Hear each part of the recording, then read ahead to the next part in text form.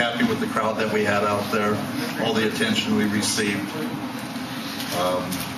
You know, there's not too many times that you can be, I guess, satisfied when you come out on the short end. But whenever we have a fighter that goes out and does everything that he did, Arreola, he had nothing but sense of pride and being proud of his effort. He didn't want to have the fight stop. He wanted to keep on going. And it was a good decision to just stop it for the way that the fight was ending up.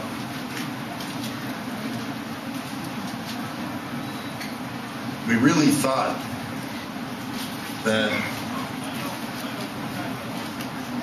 Klitschko wouldn't be able to keep up his movement as long as he did. We know that he's utilized it in the past, but never to this extent. But in this fight, he just never let up. He just kept on using the jab, coming back with the right. As you saw, not too much effect on Chris other than absorbing a lot of shots. But I think the key to it is that Vitaly kept out of harm's way almost at every juncture. Every time Chris got in there, he held him. A great tactic. And on the other side of the coin, Vitaly just kept on keeping that movement going. So it was in our best interest to have the corner stop it, and we'll get Chris a little rest, and we'll come back. And you know, I believe if he was fighting anyone about 6'6" or lower, he would have beaten him tonight. Fighting the Klitschkos is a tough job for anybody. Yes. Dan, in retrospect, looking back on it, hindsight's 20/20. Would you have waited a couple of more fights to make this fight for Chris? I don't really think so. I mean, you know, you didn't see a fighter that wasn't able to go out there and do what he's been successful at before because he was inexperienced. You just saw a better fighter tonight in Vitaly Klitschko, who's a tough man to beat no matter how many more fights we might have put into Arreola. I think he'll learn from this one, but it's you know, you're not going to come up with too many opponents that have the skills of Vitaly Klitschko. I was telling Al Heyman afterwards, he's a smart fighter.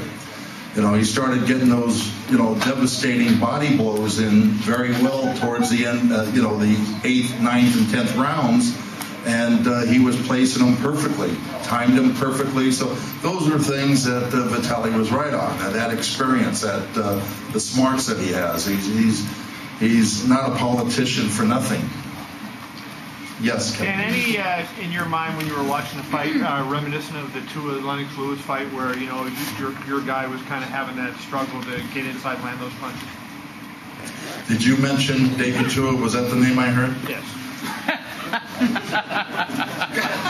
You know, here's the difference, okay? I believed in that fight with Lennox Lewis and David Tua that they were both hesitant to fight. In this case, as much as Vitaly had a lot of movement, he was still fighting. I can't complain about his movement. It was a great defensive tactic that he utilized and took advantage of his offensive opportunities. With Chris, unlike the Tua Lewis fight, Chris was always moving forward, always looking to fight. Chris wasn't sitting back saying, oh, I'm frustrated, that's it. He just kept on trying, and that's all you can ever ask for. Yes? You know, Klitschko obviously, you know, showed good tactics, showed good moves, like you said. It's that style by him and both Klitschko brothers, obviously, that, you know, have never really been appreciated as much by the but at least the American boxing public as like Chris Arreola's style was. Why do you think that is? Well, because it's really not a tremendously exciting style, even though, as I mentioned, I've got to give him his respect. It's not as if he wasn't throwing, you know, punches continually.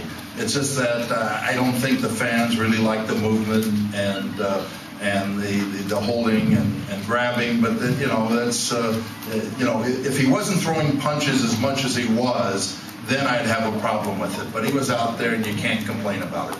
Yeah. Yes. Dan, what can you say about the courage that Chris showed in there tonight? You know, it was 100% exactly what he said. I mean, I'm very proud of him.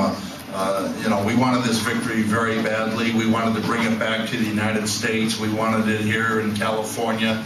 We're all disappointed. He was very emotional after the fight, more emotional than I've seen any fighter that we've ever had in our close to 30 years of promoting.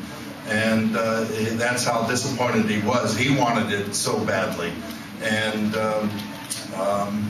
you know, I just have a lot of faith in him. Any man that shows that type of courage and that type of determination will be able to rebound from this and become a better fighter.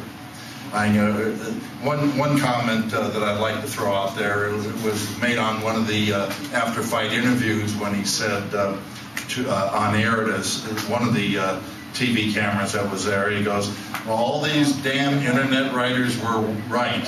I am a fat mother. I'm not going to say the rest. But, you know, I don't believe that. That's just Chris, you know, kind of just, you know, mouthing off the way that has made him so lovable to all of us.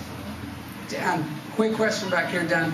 Dan, you mentioned how Chris Arreola showed a lot of courage coming forward. Yet he came forward, yet he seemed really hesitant. The few times that he doubled up that jab was the only times I thought he was able to get inside and have success. Why do you think that was so? Well, Vitaly Klitschko had a lot to do about that. I mean, you know, he's a tough, smart fighter. And he wouldn't allow Chris to do everything that he tried to do in that fight. You know, I heard people saying, you know, throw more punches, do this, do that. Hey, Chris tried everything that was in his arsenal that could get by Klitschko. But again, we saw how brilliant Vitaly was in there. He was able to tie him up. He was able to prevent any looping left hooks or overhand rights by just putting his forearms out. I mean, he's a strong, big man and uses his size to perfection. Dan? Am I saying all these nice things about the winner? I don't like that. Yeah, Dan, Chris was very emotional at the end of the fight. He definitely wanted to go on. For what specific reason did the corner stop the fight? Well, you know, you get to the point where you just say, are we just going to wait for that one punch, or are we going to do what we believe is in the best welfare of Arreola? And that was what the corner decided to do. So it was a good decision. You could see that you weren't going to have one punch knockout against Vitaly. It was too good defensively out there. So it was best to have the corner do what they did. It was a good move by Henry Ramirez. Yeah, Dan, seemed like on the 5th or 6th, 7th round, we saw Arreola shaking his left hand. Was there anything wrong with this?